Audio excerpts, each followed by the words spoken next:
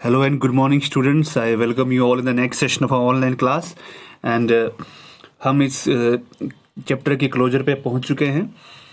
तो शुरू करते हैं आज की class and the question we are taking at first is what are the qualities of an ideal source of energy. देखिए, आइडियल सोर्स ऑफ एनर्जी के बारे में हम बहुत पढ़ चुके हैं और हमारे घरों में भी इसके लाइव एग्जाम्पल आज कल मौजूद है। पहले जब हम घरों में ट्रेडिशनल चूल्हास का इस्तेमाल करते थे, we use to burn wood. हम काऊ डंग का इस्तेमाल किया जाता था आज से तकरीबन 70-80 साल पहले या 50 साल पहले अगर बोल के चलें। तो उस वक्त क्या होता था कि उस वक्त घरों में सबसे पहले पोल्यूशन होता था, जो यूज़र होता था उसकी हेल्थ काफ़ी इफ़ेक्ट होती थी और साथ ही साथ it was very hectic because you have to collect wood और cow dung from place to place. आपको जंगल जाना पड़ता था लकड़ी के लिए, उसके बाद ही उसकी स्टोरेज के लिए आपको इंतज़ाम करना पड़ता था। After that it was very hectic to burn it and इसके हेल्थ हज़ार्ड बहुत ज़्यादा थे। पर आज हम देखते हैं कि आज का जो सोर्स ऑफ एनर्जी आपके पास है आपके घरों में, एलपीजी की अगर बात करूं, सबसे पहली बात वो है कि ये इकोनॉमिकल है। ठीक है, गवर्नमेंट आपको इस पर सब्सिडी देती है। सेकंड बात ये है कि इट अवेलेबल है, इजीली हर जगह मिलता है आपको, चाहे आप इंडिया के किसी कोने में हो, it is available to you. आप किसी भी जगह रह रहे हो आपको मिल जाता है। पोल्यूशन फ्री है, कोई भी धुआं इससे प्रोड्यूस नहीं हो रहा है। Easy transportation and storage, easily transport होता है, आप एक जगह से दूसरी जगह इसको आराम से ले सकते हैं और इसकी स्टोरेज का भी आपको कोई दिक्कत नहीं है। और इसके साथ जो आपको अमाउंट ऑफ एनर्जी प्रोड्यूस हो रही है वो भी क्या है, वो काफ़ी ज़्यादा है, काफ़ी ह्यूज है। और एक और चीज़ मैं इसमें ऐड कर रहा हूँ कि इसमें कोई भी वेस्ट मटेरियल प्रोड्यूस नहीं हो रहा। आप लकड़ी का इस्तेमाल करते हैं अगर कुछ पकाने के लिए, काउडंग का करते हैं, तो at the end of the day you have a huge amount of residue in the form of ash or coal left over, but in case of LPGs nothing is left, कुछ भी चीज़ बचती नहीं है। so it is also pollution free in that sense। ठीक है, तो these are the qualities of an ideal fuel। hope आपको understand हो गया होगा। moving towards the next question, what are the advantages and disadvantages of using a solar cooker? Are there places where solar cookers would have limited utility? solar cookers जो आपको मैं बोल चुका हूँ, solar cookers are briefcase like structures which have used the sunlight for cooking food। so इसमें हम sunlight का इस्तेमाल करते हैं खाना पकाने के लिए। और सबसे बड़ी बात यह है कि it is the cleanest source of energy and also inexhaustible, क्योंकि sunlight का जो अमाउंट है इट इज़ इनॉर्मस। हम इसको कितना भी इस्तेमाल करें it will last for millions of years. और तो अगर बात करें इसके डिसएडवांटेज की कि सबसे बड़ी खामी इसमें यह है कि ये क्लाउडी डे पे काम नहीं करता है, रेनी डे पे काम नहीं करता है, रात में काम नहीं करेगा। तो इसके लिए आपको सनलाइट का होना बहुत ही ज़्यादा ज़रूरी है और ब्राइट सनलाइट का होना बहुत ही ज़्यादा ज़रूरी है।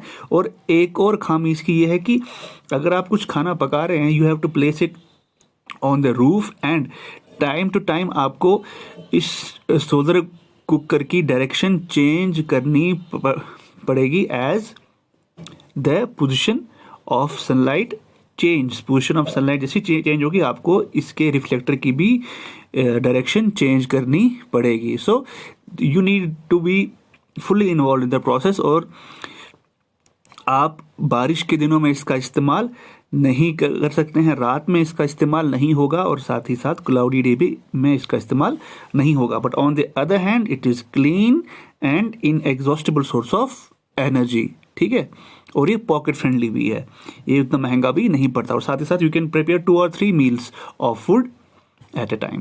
so these are the advantages and disadvantages of solar cooker।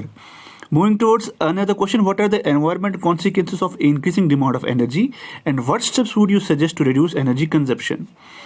तो environmental consequences क्या हैं? जो day by day demand of energy बढ़ रही है, पॉपुलेशन बढ़ रही है, फैक्ट्रीज का एक्सपेंशन हो रहा है, तो दैट मीन्स कि we are requiring more amount of energy to make our ends meet. And what does इस पे हमारे वातावरण पे, हमारे एनवायरनमेंट पे क्या असर पड़ रहा है और हमें इसको रोकने के लिए क्या करना चाहिए। देखिए, industrialisation demands for more energy and fulfil these demands fossil fuels are used as they are readily available. Due to this harsh usage, it has an impact of environment. Too such exploitation of fossil fuels has led to greenhouse effect, resulting in global warming. देखिए, जब industries बढ़ रही हैं, that means वहाँ पर जो fossil fuel की consumption है वो भी बढ़ रही है, और इसके कंजप्शन से क्या हो रहा है कि there is enormous amount of smoke, pollution and waste material producer. और इसको ये जब हमारे एनवायरनमेंट में चीज़ें आ रही हैं तो ये हमारे एनवायरनमेंट को डिग्रेड कर रही है. For example carbon dioxide is बहुत ज़्यादा अमाउंट में रिलीज़ हो रहा है. कार्बन मोनोऑक्साइड जो है वो काफ़ी ज़्यादा अमाउंट रिलीज़ हो रहा है. बड़ी बड़ी फैक्ट्रीज सल्फर गैस छोड़ देती हैं, और बहुत सारी पॉइजनस चीज़ें भी वो क्या करती है, नहरों में डाल देती है in the form of waste material. तो इससे क्या होता है, इससे आपका जो एनवायरनमेंट है वो काफ़ी हद तक तबाह हो जाता है. और इससे जो असर हमें आजकल देखने को मिल रहा है, that is green house effect. Green house effect के बारे में भी हमें पढ़ना है अभी. तो ग्लोबल वार्मिंग भी इसका एक इम्पैक्ट हुआ है हमारे एनवायरनमेंट में. देखिए, green house effect and global warming दोनों प्रोसेसेस को हम अलग से स्टडी करेंगे, और एग्जाम के पॉइंट ऑफ व्यू से भी ये क्वेश्चन कई बार पूछा गया है. But there are few possibilities of reducing this by reducing the usage of fossil fuels and opting the alternate source of energy, reducing the unnecessary usage of electricity and water, opting for public vehicles.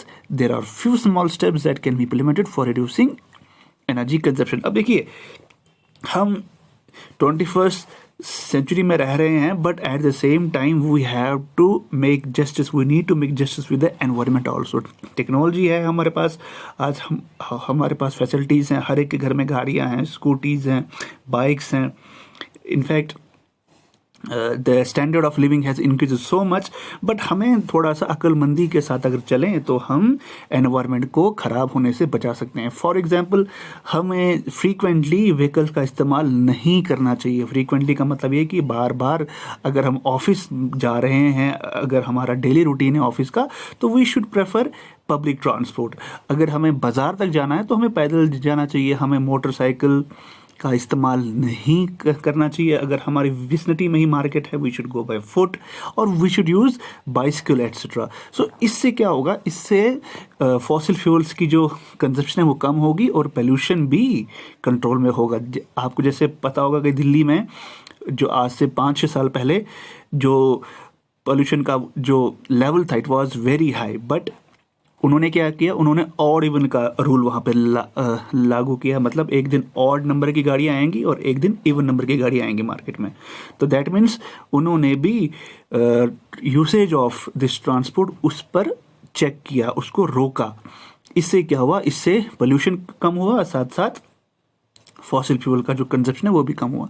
तो यही कुछ small steps है, जैसे कि आपके घरों में बिजली का जो है इस्तेमाल है उसको भी हम ढंग से करें, फालतू में बिजली का इस्तेमाल ना करें, क्योंकि बिजली के इस्तेमाल में भी we are using so much of fossil fuels. इनकी प्रोडक्शन में भी हम काफ़ी ज़्यादा फॉसिल फ्यूल्स का इस्तेमाल करते हैं. So these are some of the steps by which we can control the usage of fossil fuels, और साथ साथ ही हम इंडस्ट्रियलाइजेशन के साथ साथ चलते चलते हम अपने एनवायरनमेंट को भी बचा सकते हैं. So this was all for today. Hope you have enjoyed the class. अगर आपको कोई डाउट हो regarding my lecture, you can WhatsApp me और you can text me. Till then, good bye.